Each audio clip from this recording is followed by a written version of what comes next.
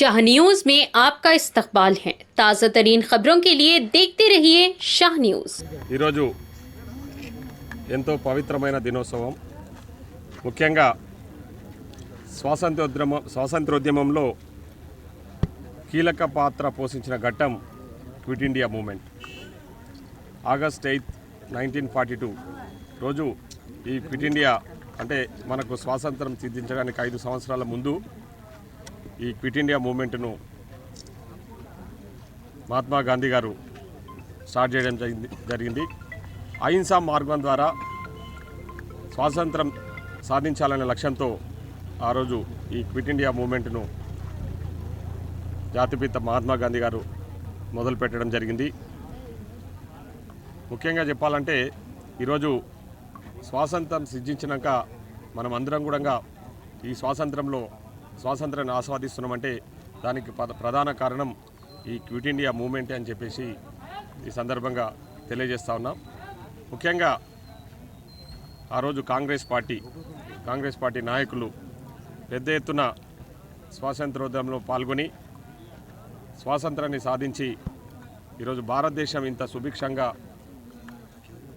పెద్ద ఎత్తున ప్రపంచ దేశాలతో పోటీ పడే విధంగా ముందుకెళ్తా ఉందంటే దానికి ప్రధాన కారణం కాంగ్రెస్ పార్టీ నాయకులే అని చెప్పేసి ఈ సందర్భంగా గుర్తు చేసుకోవాల్సిన అవసరం ఉంది. పండిత్ జవహర్లాల్ నెహ్రూ గారు, శ్రీమతి ఇందిరాగాంధీ గారు, సర్దార్ వల్లభాయ్ పటేల్ ఆ రోజు పెద్ద ఎత్తున స్వాతంత్రం కోసం పోరాటం చేసిన నాయకులు జాతిపిత మహాత్మా గాంధీతో కలిసి. సో అట్లాంటి మహానుభావులను స్మరించుకోవడం కోసం అని చెప్పేసి ఈరోజు ఈ క్విట్ ఇండియా మూమెంట్ డేను పెద్ద ఎత్తున ఘనంగా ఈరోజు జిల్లా మహబూబ్నగర్ కాంగ్రెస్ పార్టీ కార్యాలయంలో ఘనంగా జరుపుకోవడం జరిగింది. ఈ కార్యక్రమంలో పాల్గొన్న ప్రతి ఒక్కళ్లకు పేరు పేరున ధన్యవాదాలు తెలియజేస్తూ, ముఖ్యంగా ఈరోజు భారతదేశంలో కానీ తెలంగాణ రాష్ట్రంలో కానీ మనం ఈరోజు తెలంగాణ రాష్ట్రం గురించి మాట్లాడుకుంటే మన ప్రజాపాలన ఏర్పడి 8 నెలలు గడిచిపోయింది. ఈ 8 నెలల కాలంలో ఎన్నో సంక్షేమ పథకాలను అభివృద్ధి పథం వైపు నడిపిస్తూ ఉన్నాం.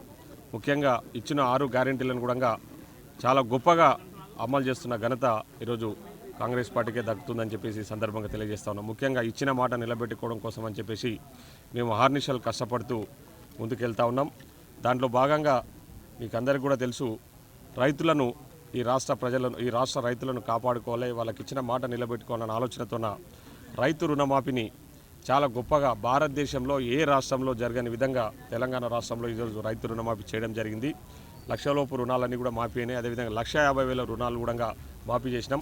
రేపు ఆగస్టు 15వ తారీఖు మిగతా 2 లక్షల లోపున్న రుణాలన్నీ కూడా మాఫీ చేయబోతా ఉన్నామని చెప్పేసి ఈ సందర్భంగా తెలియజేస్తూ ఉన్నాం. ఈరోజు కొందరు కళ్ళు లేని కబోదులు ఏదో ప్రతిపక్షంలో ఉండి ఏదో ప్రతిపక్ష పాత్ర పోషించాలి, ఏదో విమర్శ చేయాలనే ఆలోచన తప్ప వేరే ప్రజా సంక్షేమం ఆలోచన లేకుండా తప్పుడు ప్రచారాలు చేస్తూ ఉన్నారు. ముఖ్యంగా మేము ప్రజాక్షేత్రంలో ఉంటూ ప్రజా సమస్యలు తెలుసుకుంటా ఉన్నాం. ఎక్కడ కూడా చిన్న సమస్యలు తప్ప ఎక్కడ కూడా రైతులందరూ కూడా చాలా సంతోషం వ్యక్తం చేస్తూ ఉన్నారు ఈ రుణమాఫీ పట్ల.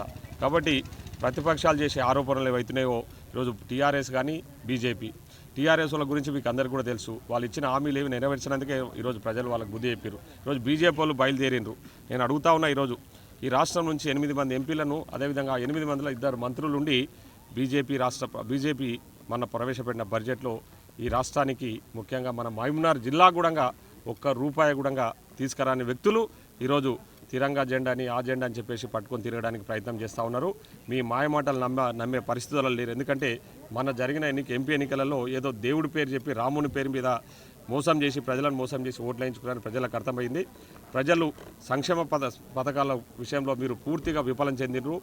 ఈ రాష్ట్రానికి రావాల్సిన నిధుల పట్ల కూడా కేంద్ర ప్రభుత్వం పూర్తిగా నిర్లక్ష్యం వహిస్తూ ఉంది.